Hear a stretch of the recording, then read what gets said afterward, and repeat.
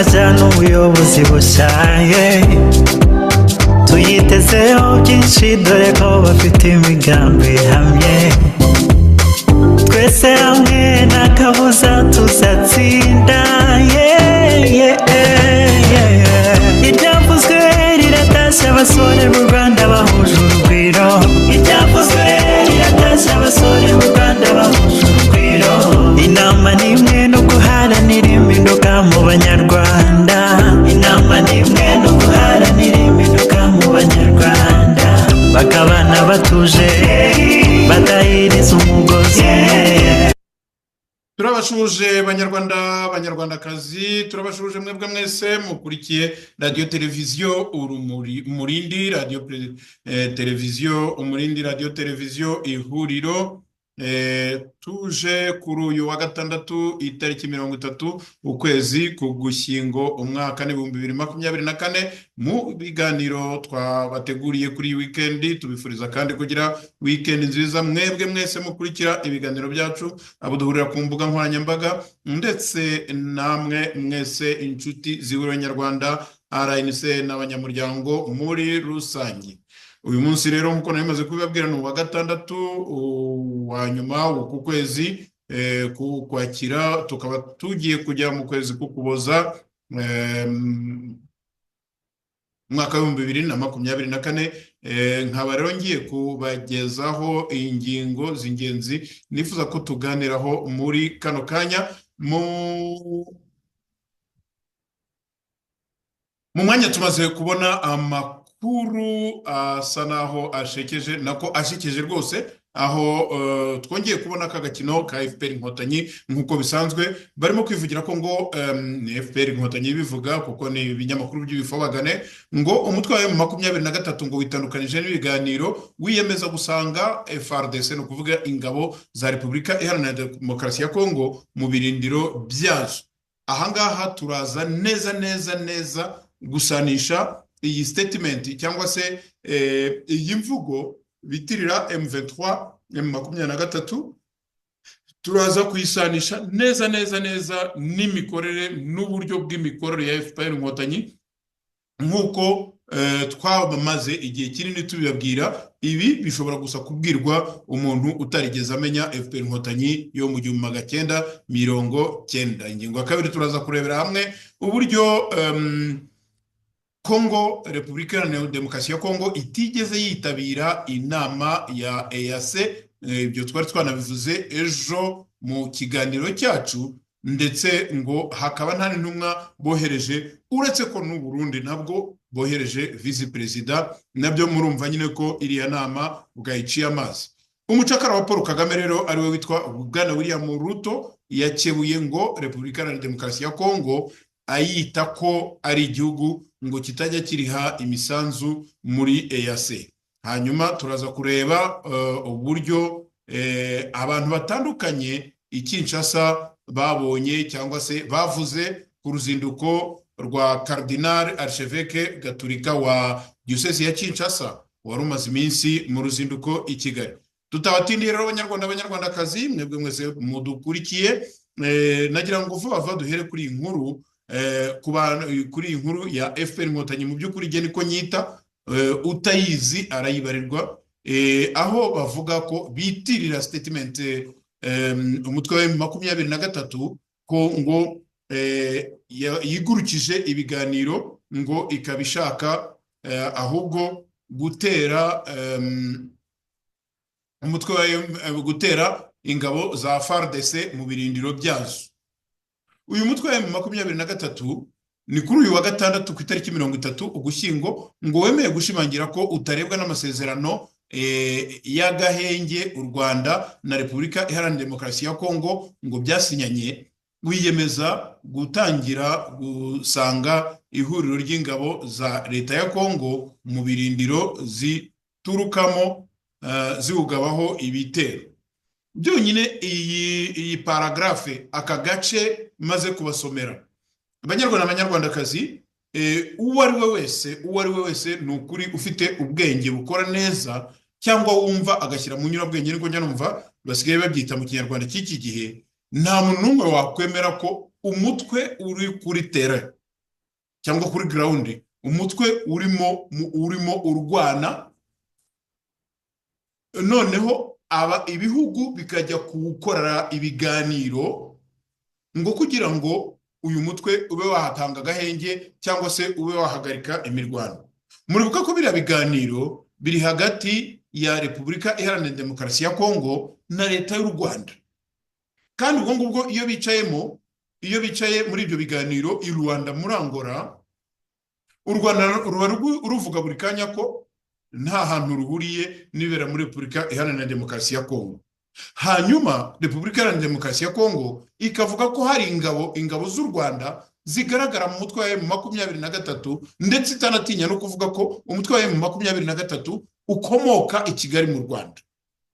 Ni umutwe uriho Yesu w'inyeshyamba ariko zishyigikiwe na leta y'u Rwanda, leta ya Kigali, leta ya FPR Inkotanyi, kandi hakaba harimo n'abarwanyi bizwi neza ko arabo muri RDF cyangwa se Rwanda mu ingabo z'igihugu cy'u Rwanda. Aha rero murumva abanyarwandakazi, namwe mwese mushobora kumva iki kintu, M23 ni gute se itavuga ko wa mugani ibyo barimo kuganira hirya iyo ngiyo bitayireba? Ntihari, nirimo, ntabwo ihagarariwe. Noneho u Rwanda narwo ruri muri ibyo biganiro rukavuga ko mu by'ukuri nta naho ruhuriye nabyo, ariko narwo nanone ukibaza uteze abanyarwanda ni abasazi, ni impumyi, ni gute umuntu yurira indege na delegation bakagenda bakajya mu biganiro, icyiciro cya mbere kikarangira, icya kabiri kikarangira, ikindi kigakurikiraho, bakanasinya bakandika, kandi bemera ko ibyo barimo kuregwa cyangwa se ibirimo kuganirwaho bitabareba. Hari umushakashatsi wavuze kuri iki kintu, ariko nanjye kenshi cyane ngisubiramo, ngira ngo njya mbibona no ku zindi mbuga nkoranyambaga, abantu benshi cyane iki kintu bagisubiramo bibaza batari ko se kuko wa mugani ibi bintu bishoboka biti. Ariko reka ibyo ngibyo tube tubyihoreye. Ku bantu bazi FPR Inkotanyi kuva ku ya mbere Ukwakira mu mwaka w'1990, FPR Inkotanyi yakoze gusa ako gukoma imbarutso, irataka, iratera. Imaze gutera, buhoro buhoro bagenda binjira mu biganiro by'ibyiciro byinshi, sinshaka kuvuga za nsere ibiganiro byagiye biba byinshi bitandukanye, ariko nta kiganiro na kimwe, nta n'ahantu na hamwe bigeze bemera gutanga agahenge, kuko iyo basinyaga bakemeranywa agahenge cyangwa se bagasinya bakemeranywa ko ingabo zisubira inyuma, uruhande rutera rusubira inyuma, uruhande ruterwa narwo rugasubira inyuma, bagasigaza ahantu hatarangwa imirwano, hatarangwa ingabo cyangwa se ibikorwa bya gisirikare. Ariko ibyo byose FPR Inkotanyi yabirengagaho. Mwibuke ko amasezerano yamaze gusinywa, bakemeranya ko bagiye kugabana ubutegetsi, bagafata abagomba kuza guhagararira FPR Inkotanyi mu butegetsi i Kigali mu Rwanda.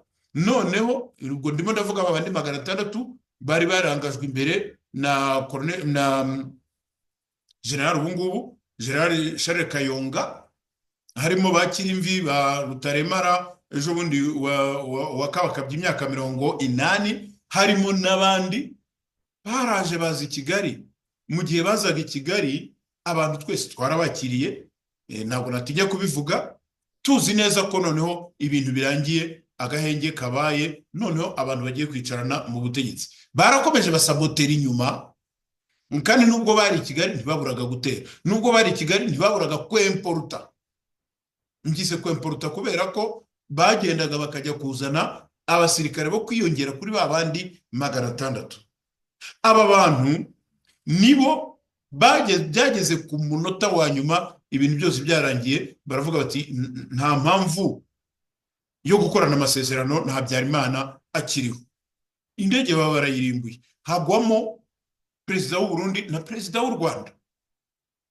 Mu gihe noneho niyo baza no kuvuga nkuko bakomeje kubivuga, niyo baza kuvuga bati iriya ndege ntabwo ari twe twayihanuye, wenda muradukeka, ariko ntacyo bitwaye, ubwo impanuka yabaye nimureke dukomeze amasezerano twagiranye. Oya, ntabwo ariko byagenze.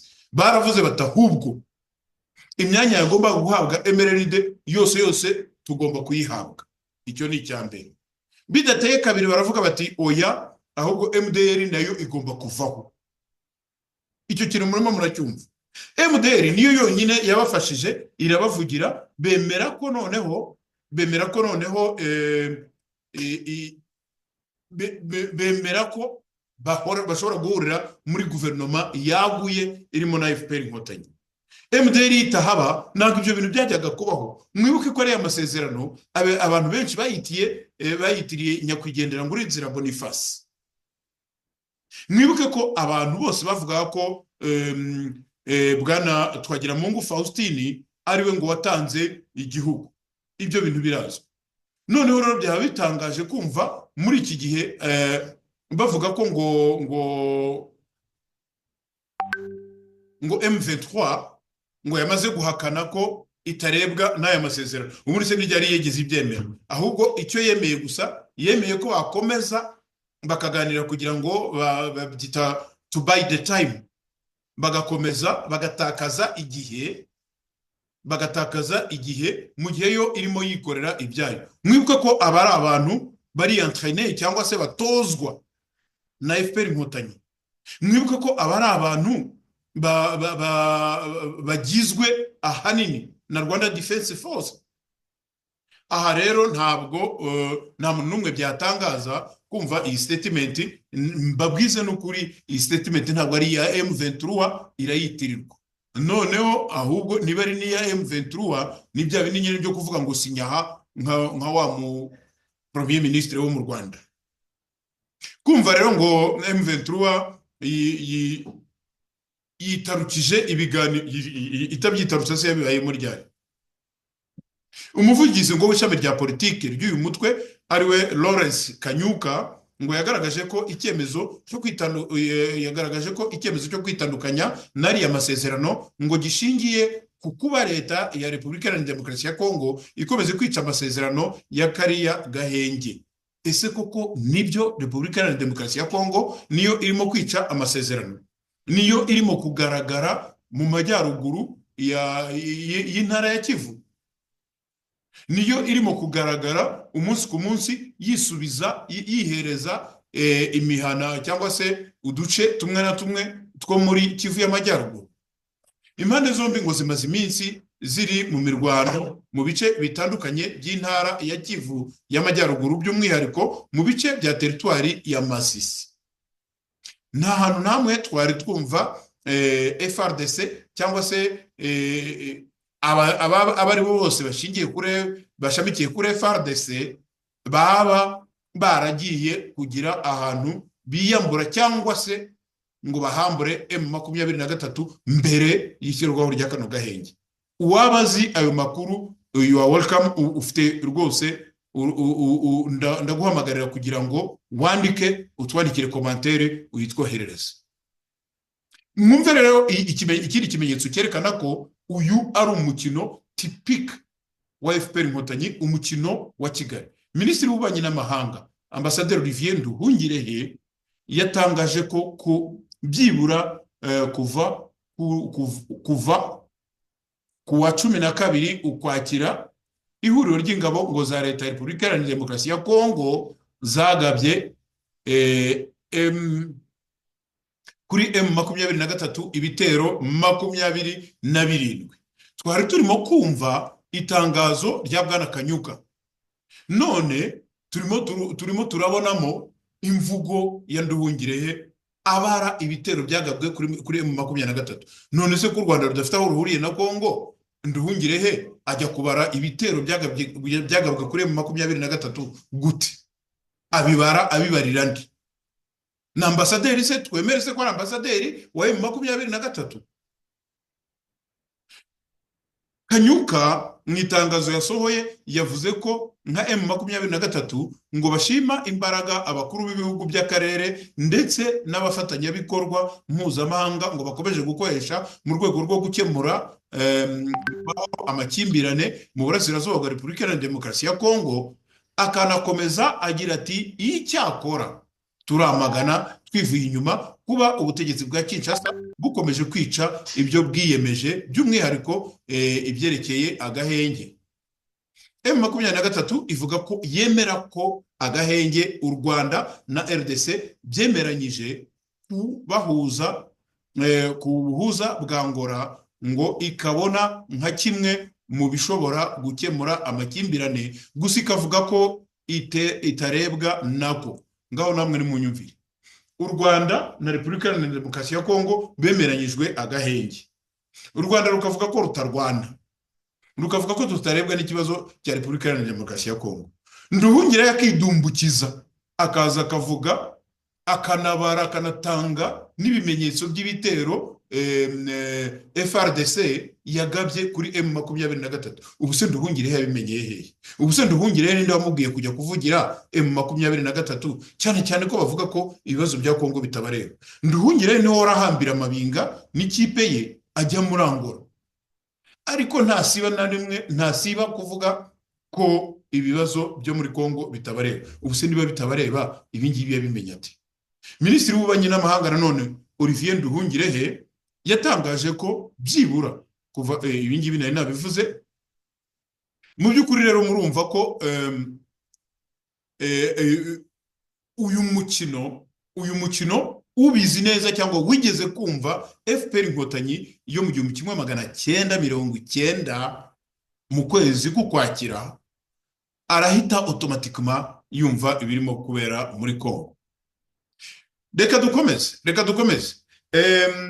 Muzi ko hari inama irimo kubera, inama ya EAC irimo kubera Arusha muri Tanzania, aho Repubulika Iharanira Demokarasi ya Kongo itigeze igaragara. Perezida Felix Antoine Tshisekedi ntabwo yigeze ajya muri iriya nama, nta nubwo yigeze rwose yoherezayo byibura n'intumwa yo kumuhagararira.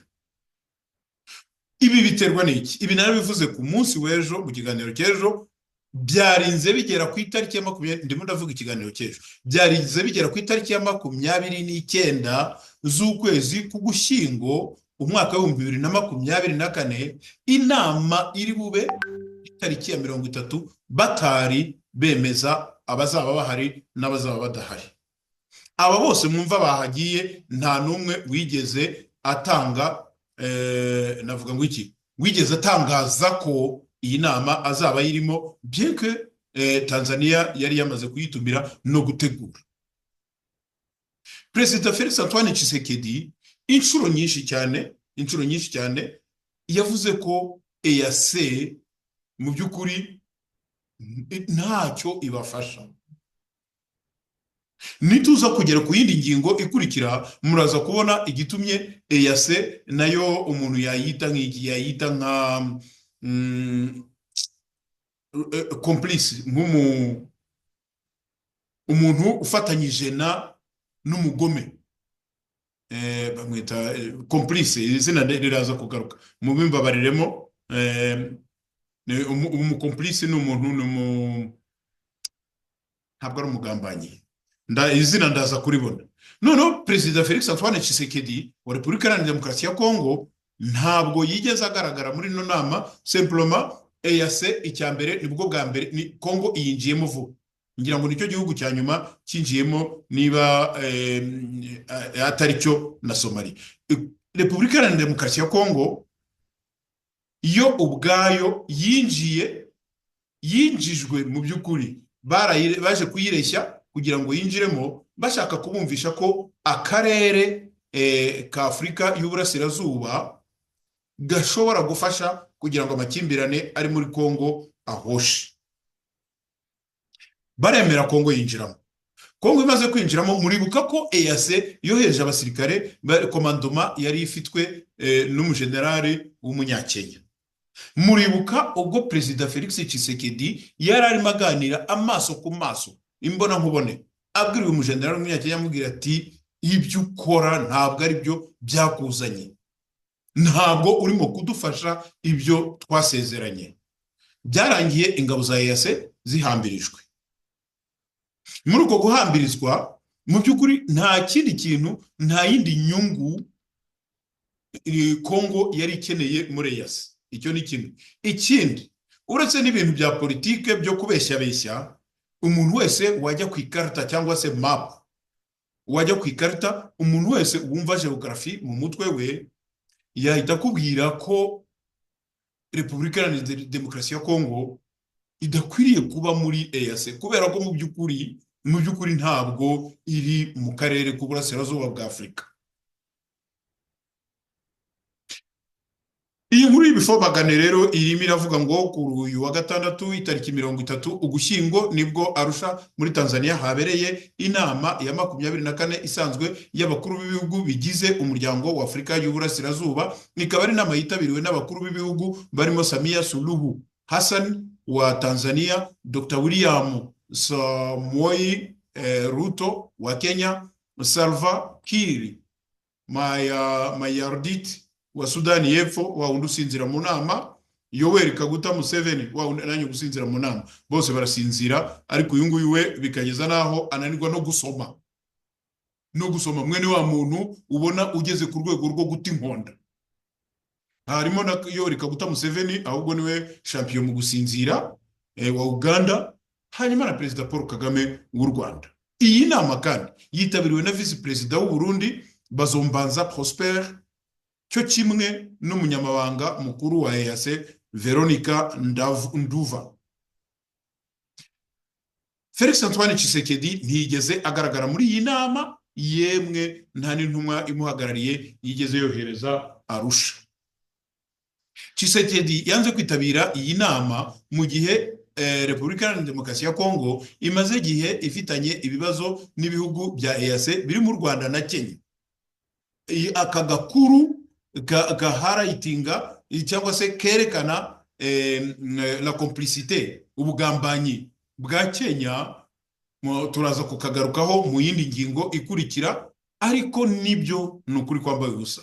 Amakimbirane ari hagati y'u Rwanda na Kenya, aho William Ruto agenda kuri frais cyangwa se ku bufasha bwa Kagame, akajya muri Amerika akajya gusobanura ko u Rwanda rudafite ahantu ruhuriye na M23, u Rwanda rudafite aho ruhuriye n'ibibazo birimo kubera muri Kongo, nk'aho William Ruto azi u Rwanda kurusha abanyarwanda.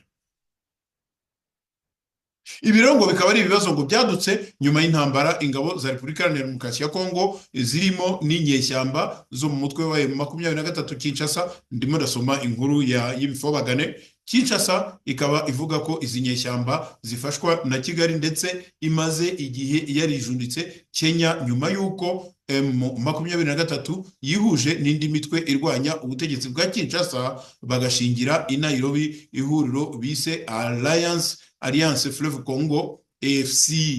Tshisekedi kandi asa ngo n'uwateye EAC umugongo nyuma y'uko uyu muryango wohereje muri Kivu y'Amajyaruguru ingabo zo kugarura amahoro, gusa zikahava nabi kuko zanze kujya mu mirwano n'inyeshyamba za M23. Ibi ngibi nibyo narindi mupabwira mu kanya muri komanteri yanjye bwite, aho Felix Antoine Tshisekedi yahagaranye n'uriya mu general w'umunyakenya hamwe n'umwinterpreta, baraganira aramubwira ati icyo urimo gukora ahangaha nta nubwo tunakizi. Uyu mugabo rero icyiza cye nta nubwo ibintu bye abihisha. Ndakunze akantu avuga ati je marche pas memo, ati gihe ntabwo nijyagagura amagambo. Reka dukomeze kuri ya nkuru nababwiraga. Perezida William Ruto ngo yakebuye ibihugu bitishyura imisanzu muri EAC. Uyu uzwiho kuvuga mu ijwi rya Perezida Paul Kagame ngo yarikocoye yibasira Repubulika Iharanira Demokarasi ya Kongo. Mu nyandiko nanone z'ibinyamakuru z'ibifobagane bavuga ko Perezida wa Kenya akaba n'umuyobozi mukuru mushya w'umuryango wa Afurika y'Uburasirazuba, munumve neza ko nta n'impamvu Repubulika Iharanira Demokarasi ya Kongo yakagombye kuhaba, ariwe Dr. Samoei William Ruto ngo yakebuye ibihugu by'inyamuryango bitishyura imisanzu ngarukamwaka bisabwa. Ubu ubusabe ngo yabutanze uyu munsi ku itariki 30 Ugushyingo, ubwo abakuru b'ibihugu byo muri EAC bahuriye mu nama yarusha muri Tanzania bari bamaze kumutorera iyi nshingano. Uyu mukuru w'igihugu yavuze ko muri manda ye zateza imbere imibereho y'abaturage muri uyu muryango, yongera imbaraga ubucuruzi bw'imbere ndetse n'ishoramari. Yabwiye bagenzi be ko azaharanira amahoro n'umutekano mu karere maze ngo ateze imbere imiyoborere myiza, asobanura ko ariko kugira ngo bigerweho uyu muryango ukeneye amafaranga yo kwifashisha. By the way, reka tunavuge ko uyu mugabo iyo avuga imiyoborere myiza, iyo adakeburwa n'urubyiruko rwiyise Generation Z, ntabwo aba avuga ututu. Uyu mugabo mwibuke ko mu minsi ishize ari we wagerageje guha bituga Kiliziya Gatolika ikamwangira. Uyu mugabo nabwo bwite iwe umuriro uraka. Hari abantu batekereza ko wenda kuba amasasu atari ko avuga ko ibibazo bya politike bibe bidahari. Ntabwo ariko bimeze. Ntabwo ariko bimeze. William Ruto yashinjwe ibintu byinshi, isesagura ry'amafaranga, abanyakenya bari bamutoye bamwishimiye, ejo bundi ibintu byose bisubira irudubi. Kugira ngo bamwereke rwose ko batamwishimiye, urubyiruko rwamaze iminsi rwigaragambya, ibintu biradogera, ageza nubwo ahindura bamwe mu bategetsi bo muri guverinoma ye. Icyo ni ikintu cyabaye. Uyu Ruto rero, uyu mucanshuro cyangwa se uyu nkomamashyi ya Paul Kagame yagize ati nako kubera ko n'uyu munsi ndasaba ibihugu binyamuryango gukora ibyo byemeye bigatangira umusanzu kugiye kugira ngo wihutishe ishyirwa mu bikorwa ry'ingamba zirambye zikenera amafaranga. Uyu mukuru w'igihugu ngo yasobanuye ko ibihugu nibitangira ku gihe imisanzu bisabwa bizafasha ubunyamabanga bukuru bwa EAC kubona amafaranga bukeneye ngo bubone ubushobozi bwo gukora inshingano zabwo. Repubulika Iharanira Demokarasi ya Kongo nicyo gihugu cyonyine kitigeze gitanga umusanzu muri EAC kuva kinjiramo. Byarakaje bamwe mu badepite bo mu nteko ishinga amategeko y'uyu muryango, basaba ko cyafatirwa ibihano birimo gukumirwa mu bikorwa by'imbona nkubone, of which ibi ngibi na Kongo itanabikeneye rwose. Minisitiri w'ububanyi n'amahanga n'ubutwererane w'u Rwanda, dore ko ari we wishyize imbere nk'akaguru kambaye ubusa, ni utinyuka buri gihe cyose akumva ko ari we ushobora kuvuga. Aka kagabo rero kitwa Budome, abantu mutakazi, ni mwene wa muntu uvuga urufuro rukamurenga, akanavuga za jenoside zabaye, akanavuga ibintu byose biterekeranye n'uburyo azafatisha abajenosideri, abo yita abajenosideri, si je peux dire, noneho akiyibagiza mwene nyina, mwene Nduhungirehe wishwe na n'ubu atarasobanurira abantu uwaba yaramwishe. Kubera iki? Ntabwo ashobora kubivuga, kubera ko wakinduwe na FPR Inkotanyi. Yagize ati rero uyu nguyu Budome kugeza ubu ngubu nta giceri na kimwe barishyura. Uyu mugabo mwumve iri ryari ijambo rya Perezida William Ruto, ni ijambo ry'umukuru w'umuryango wa EAC winjiye muri ofisi, noneho akavuga ijambo. Ariko uyu Budome, by the way, kuba atazi igifaransa, Budome stambu dome, ni akadomo k'umugabo, ni akantu nyine nikasa ubwabo, ni akantu kadafatika. Ntabwo ari njye wari mwise, yaryitiwe kwa Nduhungirehe Chrysostome, ntabwo ari njye wari mwise Budome nk'uko nyine witwa Budome. Ntabwo numva ahantu hose ko ugomba gutanga commentaire. Perezida watorewe, of which udashobora kuba wowe, perezida watorewe kuyobora EAC, aravuga ijambo, noneho nawe ukiha kumusongera. Uyu rero ni urimo kuvuga ngo Repubulika Iharanira Demokarasi ya Kongo ngo nta n'igiceri ngo yigeze itanga, ngo ntabwo. Yagize ati kugeza ubu ngubu nta n'igiceri na kimwe barishyura. Rero wagira ngo ni ibibazo by'ubukungu cyangwa se by'intambara muri Kongo. Ntabwo ariko bimeze, ngo kuko amafaranga yose barayishyura muri SADC, ntabwo ariko bimeze muri ECCAS, sinzi icyo ari cyo. Hanyuma muri EU, ni ukuvuga African Union, hanyuma no muri UN ni ukuvuga United Nation, aho batishyura honyine ngo ni muri uyu muryango wa EAC. Kugeza ku musozo w'umwaka w'ingengo y'imari wa 2024 2025 watangira yego ngo kugeza ku musozo w'umwaka w'ingengo y'imari wa 2024-2025 watangira irimo ibirarane bya miliyoni 22,500 y'amadolari y'Amerika. Ibindi bihugu bigize uyu muryango byatanze imisanzu yabyo kugeza umwaka w'ingengo y'imari ushize. Repubulika Iharanira Demokarasi ya Kongo bafite ishingiro ryo kuba badatanga amafaranga muri uyu muryango w'igicupuri utagize ikintu ubamarira. Uretse na Repubulika Iharanira Demokarasi ya Kongo, uramutse urebye mu Rwanda, numva nabyo twarabivuzeho ejo, uramutse urebye mu Rwanda, u Rwanda igihese rurayatanga kubera inyungu za politike, umuntu aramutse ariko abivuga, ariko nta gihe batinubira ko ngo amakamyo atinda mu nzira, ko ibicuruzwa bitabageraho. None nimudacinya inkoro murabigira gute ko nta cyambu mukoraho, nta gari ya moshi mugira, nta bundi buryo bw'ubwikorezi mwakora mwabona, nta bundi buryo ibintu byabageraho bidaciye mu bihugu by'ibituranyi, especiellement mu bihugu byo mu burasirazuba bw'akarere ka Afurika, kubera ko gusa ariho ibyambu biherereye. Mwebwe muri enclave ntacyo mwakora, ariko kwikoma Kongo ni ugutakaza umwanya. Murayisahura, murayiba, muyicira abantu, ariko still nta kintu na kimwe mwabikoraho, nta nubwo mushobora no kubigerereza. Turakomereza banyarwandakazi ku nkuru ndumva twarayivuzeho ubu bubaye ubwa kabiri, ariko noneho turavuga ku buryo Abanyakinshasa babonye uruzinduko rwa Cardinal Ambogo wa Kinshasa igihe ubwo yari ari i Kigali.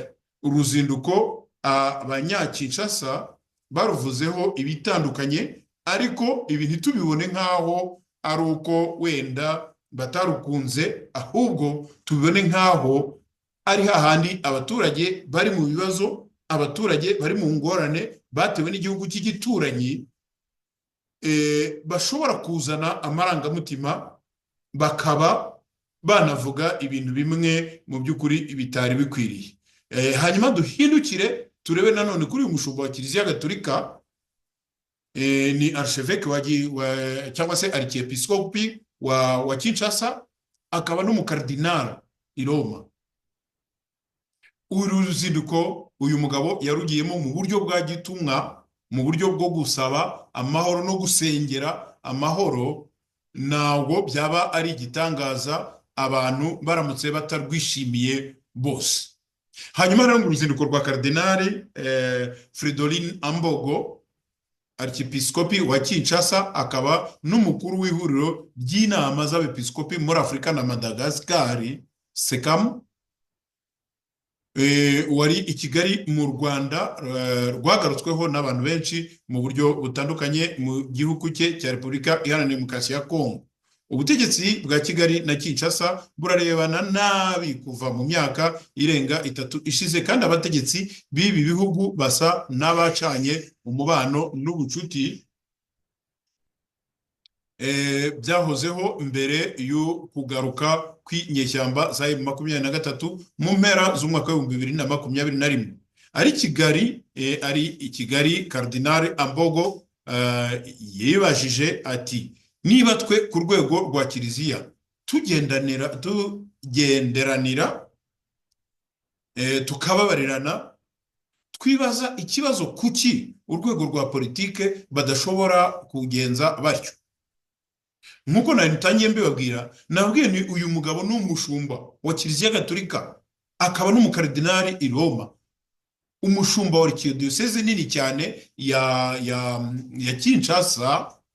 Nta gitangaza aramutse ateye intambwe akagera muri icyo gihugu batabanye neza, nta gitangaza aramutse atanze commentaire mu gitambo cya misa akavuga ati niba twebwe abasenyeri, uretse ko yabuze uwo babana, kubana n'abasenyeri ukabana na Kambanda nabyo ni ibindi bibazo, niba twebwe abasenyeri, niba twebwe abihayimana, niba twebwe kiliziya ya Kinshasa na kiliziya y'u Rwanda dushobora kubana neza, ni ikihe kibazo kiri mu bya politike cyatuma abantu batarebana neza? Ni ikihe kibazo cyatuma abaturage batagendera mu kigare cya politike, aho wenda ubutegetsi butarebana neza bushobora kwinfluensa cyangwa se bushobora gutuma abaturage nabo barebana ayingwe? Ibi nta gitangaza kirimo, kuko ni mission y'umushumba wa kiliziya, je suppose umushumba ngenzi kiliziya gatolika, ariko nibaza ko n'andi madini ariko byakagombye kugenda. Noneho rero ngo hamwe n'abandi bashyitsi baje muri iriya nama bakiriwe ku wa mbere na Karidinali wa Kigali. Biratubabaza cyane ko Karidinali wa Kigali afite mission ebyiri, ameze nawe nk'igihindu ngembe, afite amabara menshi. Ngo ari nawe ukuriye kiliziya gatolika mu Rwanda, Antoine Kambanda, ngo mu misa yabereye muri Centre Saint Paul hagati mu mujyi wa Kigali. Muri iyo misa Karidinali Ambogo yatangaje ko yishimiye cyane uko yakiriwe mu Rwanda. Yongeraho ati numvise n'umunezero zimwe mu ndirimbo ziwacu kandi byanyuze umutima. Bamwe bamushimiye, abandi baramutuka. Kinshasa ishinja Kigali gufasha umutwe wa 23. Nongere mbibutse, ibi ni byaba byanditswe n'ibinyamakuru by'ibifobagane n'ubundi by'i Kigali. Ibyo Kigali ihakana, ibi ngo nyine byo kuba Kinshasa irega Kigali gufasha umutwe wa 23, ibyo byo Kigali ikabihakana. Ngo ibi bituma ubutegetsi ku ruhande rwa Repubulika Iharanira Demokarasi ya Kongo bumvikana kenshi banenga ubutegetsi bw'u Rwanda ndetse basaba ko rwafatirwa ibihano. Karidinali Ambogo yagiye yumvikana anenga uko ubutegetsi bwa Kinshasa bukemura ikibazo cy'intambara mu burasirazuba bwa Kongo. Ibyo ngibyo arabivugirwa n'ibi binyamakuru nanone by'ibifobagane bya Kigali, mu by'ukuri bitanatanga reference ngo bavuge bati iki gihe n'iki ku itariki n'iyi yavuze ku mubano w'u Rwanda na Kongo, avuga ku makimbirane ari mu burasirazuba bwa Kivu bwa Repubulika Iharanira Demokarasi ya Kongo, cyangwa se mu ntara ya Kivu y'Amajyaruguru. Amakimbirane ya politike n'icengezamatwara ngo riyaherekeje byateje urwikekwe n'igisa n'urwango muri bamwe mu baturage ba Repubulika Iharanira Demokarasi ya Kongo ku Rwanda. Bigaragarira ahanini mu mashusho, ibitekerezo byanditse n'ibindi bitangazwa ku mbuga nkoranyambaga, uretse ko n'ibitangazwa na Kigali nabyo ntaho nigeze mbona bishyashya. Ibyo si rusange ngo ku baturage bako, kandi Perezida Felix Tshisekedi yagiye avuga ko badafitanye ikibazo n'abaturage b'u Rwanda. Statement ibifobagane bikunda kuyibagirwa. Perezida Felix Antoine Tshisekedi yavuze ko abanyekongo badafitanye ikibazo n'abaturage b'u Rwanda, ahubwo ubutegetsi bw'u Rwanda. Gusa uruzinduko rwa Karidinali Ambogo ngo rwongeye kugaragaza ishusho y'aya makimbirane ya politike ngo mu mboni z'abaturage bo muri kiliziya akuriye muri Repubulika Iharanira Demokarasi ya Kongo. Aho ku butumwa Ambogo yatangaje ku rubuga rwa X, umwe yaramushubije ati umupasitoro wo muri Ukraine wagiye gusoma misa mu Burusiya, umupadiri wo muri Palestina, wo muri Libani wagiye gusoma misa muri Israel, twubahe abacu bapfuye. Undi nawe ati ndumva baramubwiraga bati waba warigeze ubona hehe umupasitoro cyangwa umupadiri wo muri Ukraine ajya gusoma misa mu Burusiya?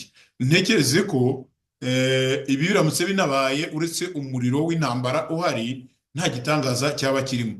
Ibyo ngibyo nabyo wo muri Libani cyangwa wo muri Israel, muri Palestina ajya gusoma misa muri Israel, nabyo ni kimwe nuko. Noneho barakamubwira bati twubahe abacu bapfuye. Of course, ariko kandi nanone intumwa ya kiliziya, umushumba wa kiliziya yakombye gukora ibishoboka, na cyane cyane ko iyo afashe indege akajya mu Rwanda akicarayo akaryayo akanywayo, muzi neza ko mu Rwanda hari icyitwa utuzi twa Munyuza. Uyu mugabo abavuga ati niyo mwanyica naba nzize icyo nemeye, naba nzize ubutumwa nahawe.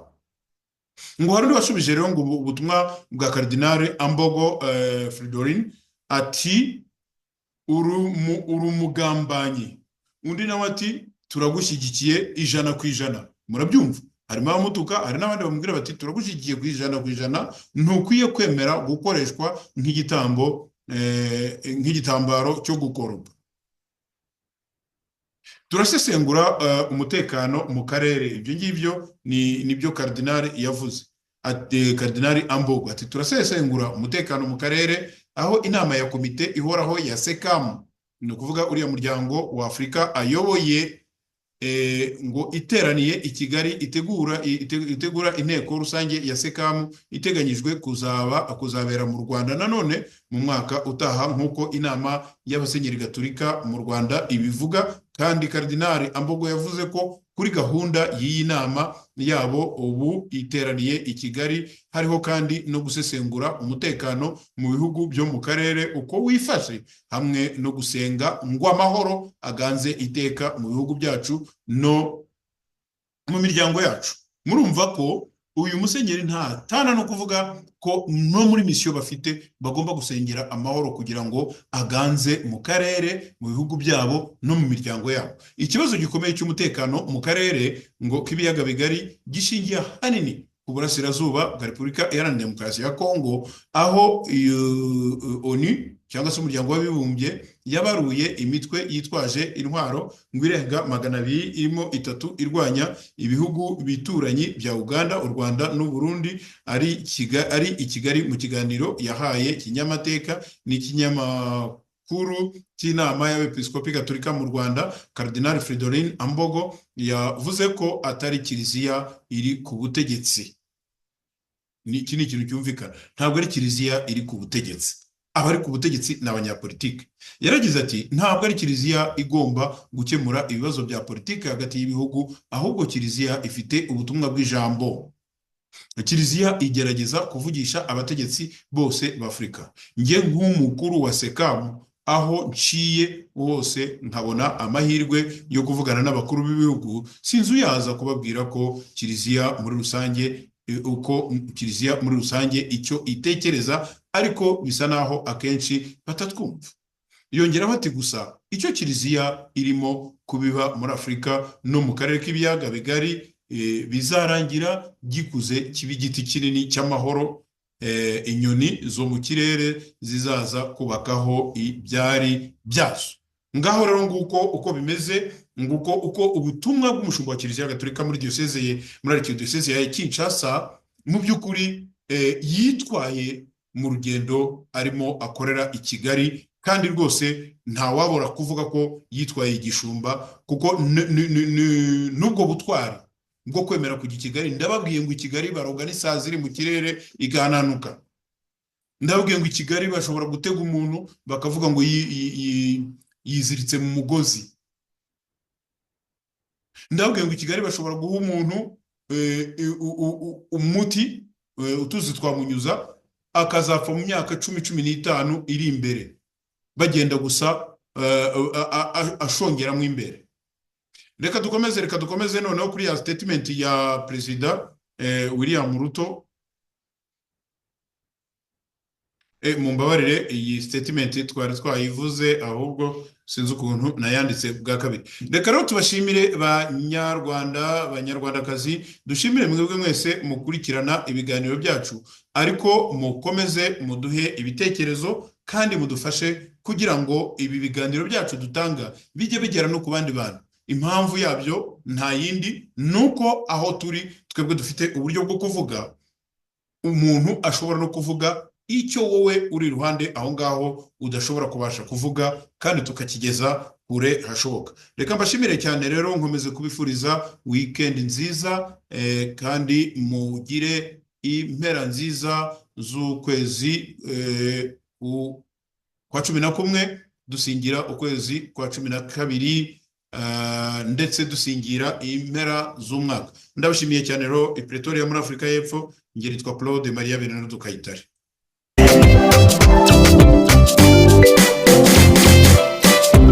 RNC ihuriro nyarwanda ku isonga mu guhuza abana b'u Rwanda. Twese urubyiruko namwe babyeyi muhaguruke, vijana na wazee nyote amukeni, tusonge mbele kwa mapambano tutashinda. Morale juu juu, RNC ni chama, jiunge nasi tukombowe Rwanda. Ni twebwe musingi wo kubaka u rwatubyaye. Ibyavuzwe riratashya abasore b'u Rwanda bahuje urugwiro. Ibyavuzwe riratashya abasore